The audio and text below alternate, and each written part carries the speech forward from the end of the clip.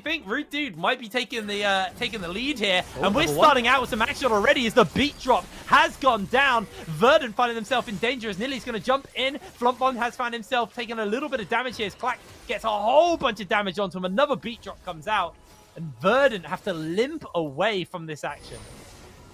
And ultimately, who loses out here? Well, Verdant have actually lost a Flash. That early game skirmish potential with the Sejuani plus potentially Fiora or bot lane with that Nautilus combo, it loses a lot more potency because she doesn't have that Flash anymore for those early ganks, right? So eyes on Taxo, what can he do without that Flash? He still has Phase Rush for that mobility, but it's going to be a lot harder to make that proactive play early. On the flip side, you could argue that he doesn't really want to be that proactive because they have a lot of scaling. A lot of them come on the line at level 6 with that Seraphine ultimate, Nautilus ult, and Sejuani ulti, but still really important. Do you know who was the real winners here? Errol and Shaolin with their first strikes. They got a whole 7 gold. Oh, extra. true. They're rolling in it now. Don't forget mana flow ban procs. They're already stacking. Oh, and mana flow. Yeah, these guys rolling. I wish we could hover over. I wish we could hover over Fiora, see if she's got a grass proc as well. And all these procs. Fun fact: a grass proc is worth 13 gold. So I actually don't think Nilly did. I actually don't think Nilly did get it because he jumped into the fight late. He got a Q off, and then I don't think he got the grass, but he did get one there. So there you go. Got himself a little bit of something for himself as a Larry. Is it Larry? Larry? What are we calling him? We got to decide. Larry. It's gonna be a while until we know the names off by heart and how to pronounce them. But Larry, I'm gonna go with for now. It does look like they're gonna get push it in bot lane and potentially a mid. But surprisingly, Fiora actually gets the push topside, despite that range advantage. I was of the assumption, with the early game buffs to Jace, that he might be able to get the pressure early. Doesn't look like it, and Nilly's actually going to win out on that priority. I don't think it matters too much unless we get a skirmish around that crab, because mid lane prio is pretty neutral, and both will probably be able to move. But we'll have to see. It does look bot lane's going to get prio, and nothing much is going to come of that. Maybe they get a cheater recall in off this third wave crash. Oh, Larry dodging away. He's so confident to make sure that wave crashes. Gets himself a free reset off that as well. You know, Kevo and Clash, not... How am I saying his name? It gets cancelled. Clash? It does get cancelled. Clash? Clay. Yeah, it's Clay, that's it, I think. Clay. It's been a while since I've casted some of these players, so my brain doesn't fully work on what their names are. But yeah, Clay. This is definitely the hardest team. You get a good scatter. Oh, there's so many hard words to pronounce in this league now. This is definitely the hardest team to pronounce, so don't feel bad. It's for sure one we'll get over time. But Leona support roaming. Level 3, looking for this potential roam onto the Fiora, but it does get spotted out by a ward. Yeah, Nilly not going to be in any danger here. Looks to go for the reset, unless Nilly maybe feeling confident. It doesn't look like Snabby is going to hang around. Oh, he is, actually. If they can get this off, this could be really dangerous. I think he gets away. He's got parry. He just parries the stun. He gets away, I think. No. He has to parry this. Should be... Oh, no, he's stunned again! Oh, he gets the riposte off! Nilly holding that riposte until the key moment as Shaolin has to flash away. Errol out of mana now jumping on. And it looks like Shaolin should just be able to get away as Clay not able to get enough damage in. And all this time, Larry able just to get himself, you know, just free farm and hold the wave where he wants it. Yeah. Solo XP and free farm, he's chilling. Like, honestly, all the pressure applied to different lanes, nothing much is really happening, right? No summoners are getting blown, realistically. Leona tries to roam top, nothing really happens because it's a Fiora with riposte, right? So, generally, this kind of favors Domino a little bit, right? It favors both, honestly. Both teams have extremely high scaling. Syndra nowadays is more of a scaling champion. They probably spike most in mid game. Jace has that 3-item win condition which is really famous. Muramana, gosh, what's the item called? Cyrilda's an Eclipse, right? You get to 3 items and suddenly you're just one-shotting everyone. So at the end of the day, it's not really favorable to anyone.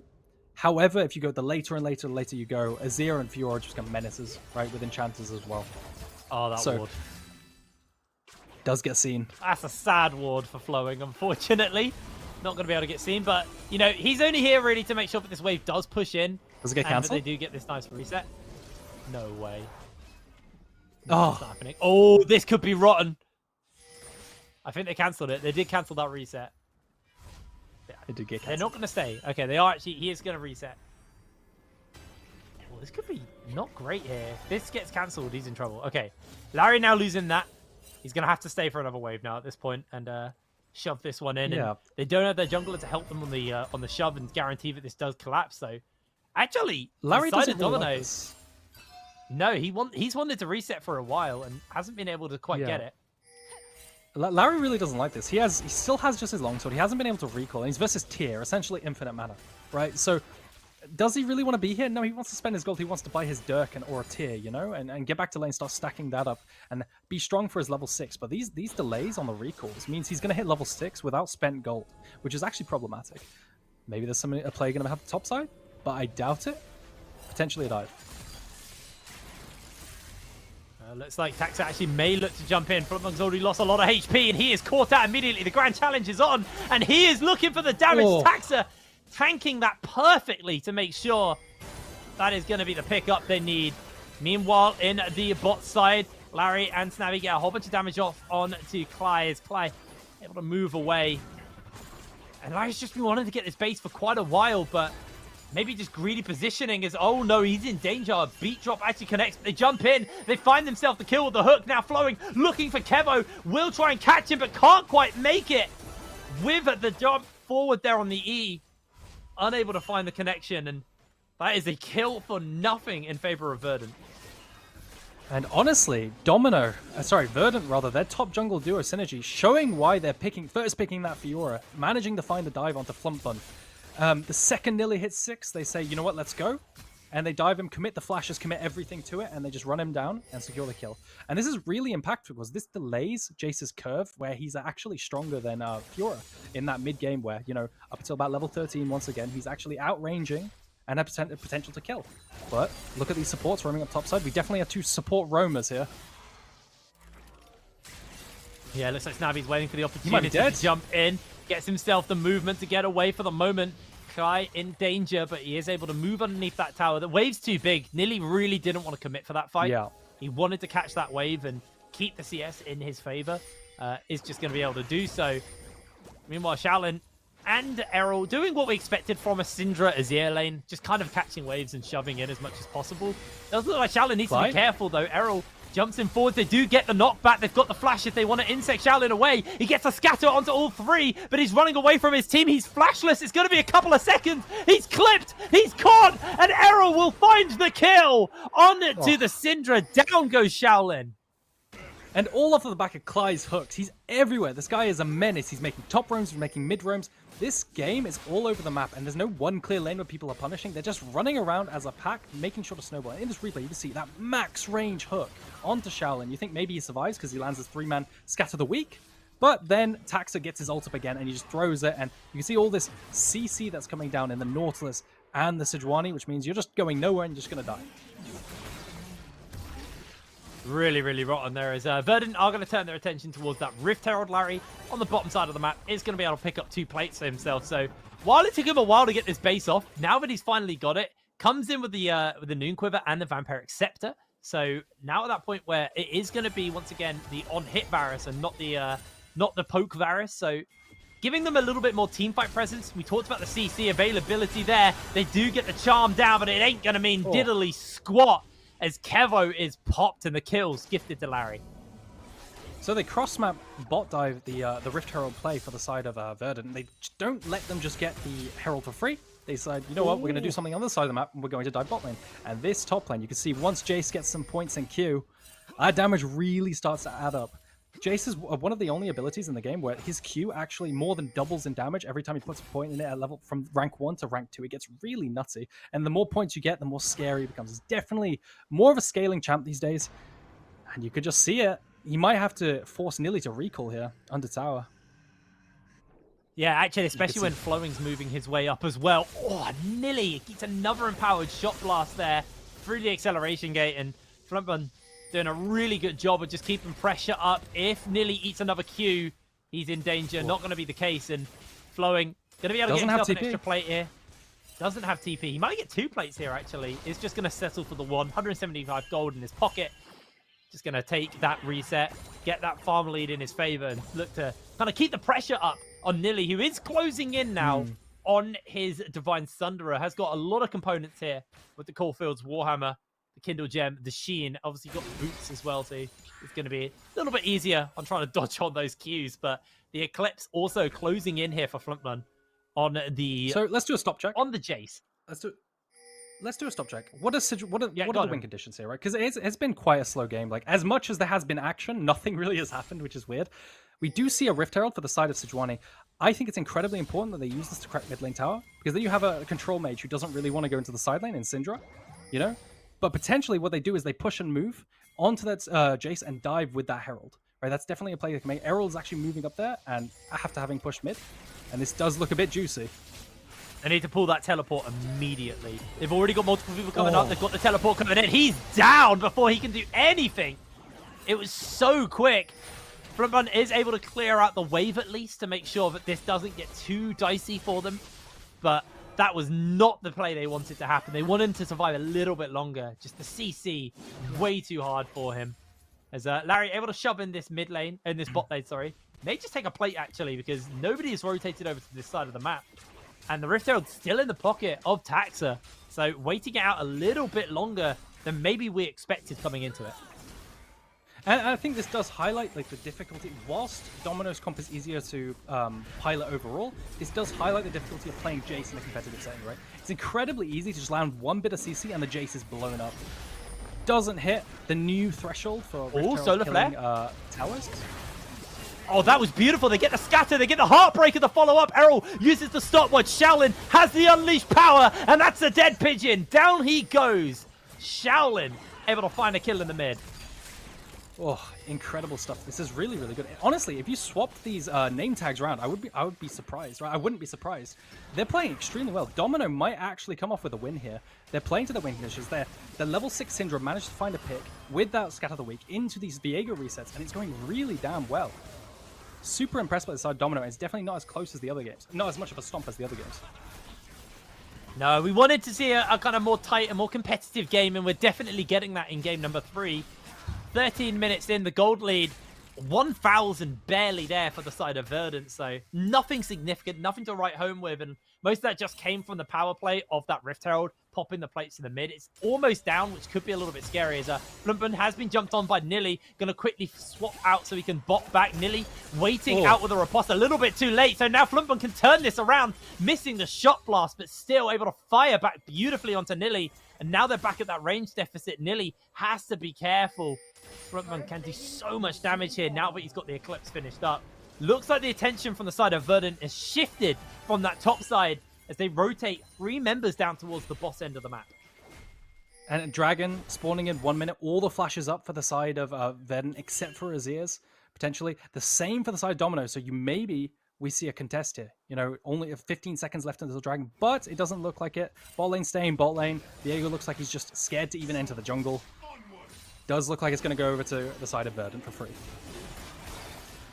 Yeah, Dragon number 1 for them. Second Dragon of the game. Going to see what kind of map we're getting after this. It's not going to be a Chemtech, actually, because the last 2 Dragons have been Chemtech souls. So, yes, we'll be changing that up into a different Dragon type, which would be nice. See what we're going to get. What are you betting? Infernal? Mountain. Mountain. No, mate, it's a mountain. Unlucky. The worst thing is like, I made that as it came up. You saw the mountain and went, yeah, Infernal. It's going to be an Infernal map. Unlucky. Unlucky, mate. Sometimes we don't see what's in front of us. As Shaolin does see, but potentially he's going to be getting ganked, so does back off and just clear out this wave. And do you want to take a quick inventory check to see where we are? As the Eclipse has been finished up. We talked about that on Flumpman, so he's doing a lot of damage, but Blade the Ruined King also finished up, and the CC chain, too much flowing, is down.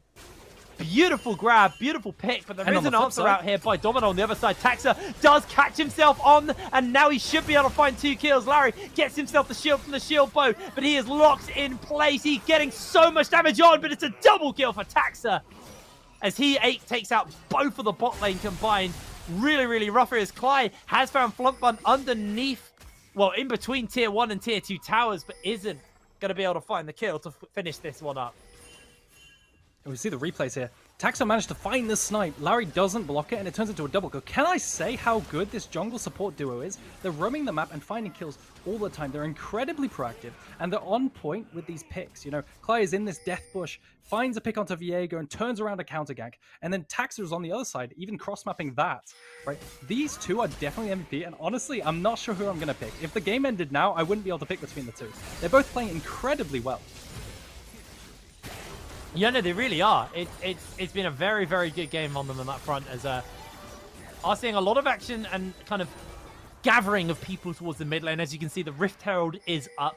Still got a bit of time until that dragon spawns, so Domino wanting to get their hands onto it, and they are going to start it up immediately. Schnabby got himself that ultimate available to him. Solar Flare on. He doesn't get spotted by the Scryers, and the Hex Flash over the walls coming in. Snabby's on the flank, catches ult. No, he doesn't. Misses the Zenith Blade, gets the stun onto Nilly, and now he has to try and get away from him. Is just going to flash over the wall. Looks to try and grab onto this. The Solar Flare's onto them. They get all of the CC. Snabby's low. Nilly now looking for Larry. Floodbun jumps in to finish up the kill. Meanwhile, in the jungle, Errol's going low. So's Flowing. Scatter to break away Taxa from Flowing. And they trade out a 1-for-2. But the Rift Herald does go over there as well to Domino. So overall, they're going to be sitting very, very happy with that one. And crucially, they find that Viego reset, which is the entire thing. Shaolin manages to find the massive scatter of the week into the burst, and Viego manages to flash. Granted, this was a huge flashless fight. Nobody had flash except for the Viego, and he managed to use it to find that reset. And Taxa might find a pick here. There's a TP behind. Oh no, they're in danger. There's the Chilling Smite as well. Flowing. He's going to try and not get away. He cancelled his W, so now he's in danger. Oh. Going to jump onto Kevo. Kevo gets the shield off. The Encore to make sure that there is no way he goes down. That was still pretty close there for the side of Kevo. Oh. And I did just note, I don't think anybody picked up the Herald. No one's got it in their inventory. So even though Domino got it, I don't think it was picked up. I think they waited it out. And now Shaolin, wanting to hold that unleashed power, is going to be able to find himself the kill there onto Clay, taking him down. As we'll have a look at this fight in the top side is Flowing. He just cancelled his W. He didn't use it. And exactly, really just when we think Domino is like making great plays, winning a team fight, they throw it all away by overstaying. It's really unfortunate. You could see the beginnings of a really good team. The execution on the micro is there, but then the overstay is completely, you know, it kills their entire team. Shaolin dies, Flumpbun dies. That name is so difficult to say. And then again, it's a bloodbath because Cly dies on the other side in mid lane. So this game, once again, is really close. Complete bloodbath. Yeah, it's been a very, very good game, actually. You know, not as stompy as the previous games, but that doesn't necessarily mean that it's any less of a game. Very, very tight. Oh, so far. As that was a little unlucky there, Taxa. But Kevo still will be able to get himself his blue buff. But as I assume the attention now is going to be down towards this bottom side, because 26 seconds or 22 seconds now, and we're going to have ourselves the dragon spawning up. So that's where I'm expecting to see all of the attention shift towards here.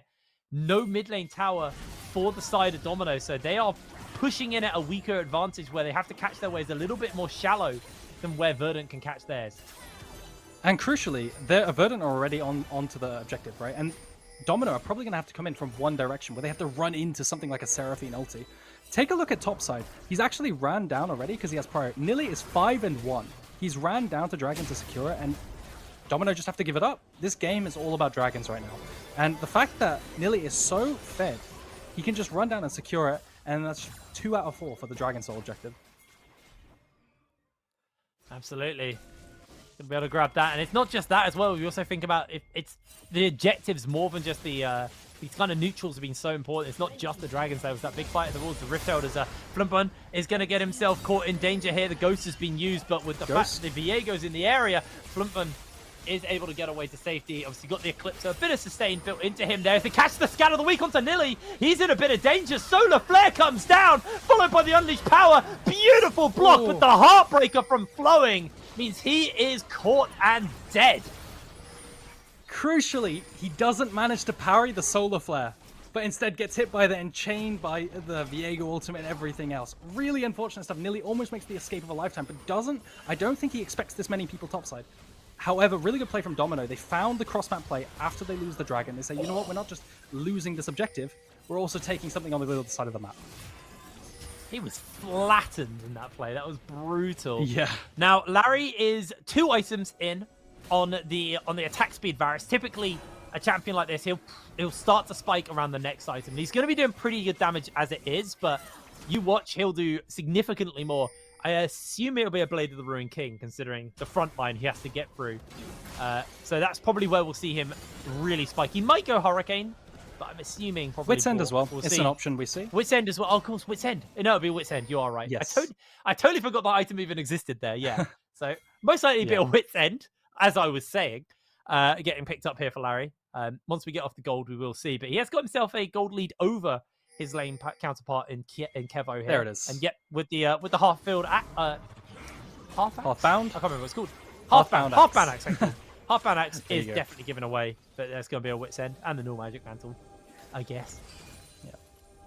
Flowing actually, on the Viego, pretty good as like an anti-tank unit. He's got the blade. He's obviously got health percent into the kit. That's exactly as well, what I was going to say.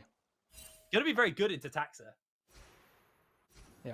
And he's just going to chop Tax's head off anytime they see each other, but they might start Baron here. Nope, they're just going to clear away the pink. Luckily, it was covered. But the reason why I'm saying it might start it is because they do have a lot of DPS from that Varus. With those Blight stacks, a Baron could get taken really, really, really quickly. Alongside that Blade of the Ruined King from the Viego, and Jace does a surprising amount of damage too, percentage health as well with that E. Could get taken pretty damn quickly. But what we're going to see is Jace probably just sit bot lane, keep farming up. And honestly, this is a pretty standard Jace performance. The champion's so incredibly difficult that you see like the best Jaces in the world go 0-8 pretty frequently, but then have a good performance anyway in teamfights later on. So you kind of just expect to die. It's kind of the Jace tax. But looks like you might find a fight mid lane.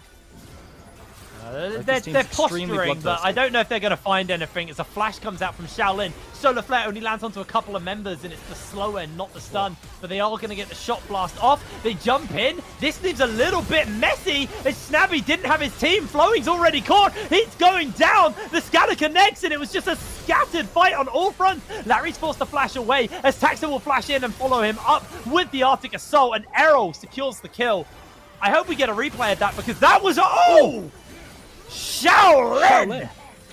Beautiful scatter to get 1 kill, but I want to see the replay because Snabby just didn't turn off the aggression, and the rest of his team backed off. Shaolin and Larry walked away as Snabby went in.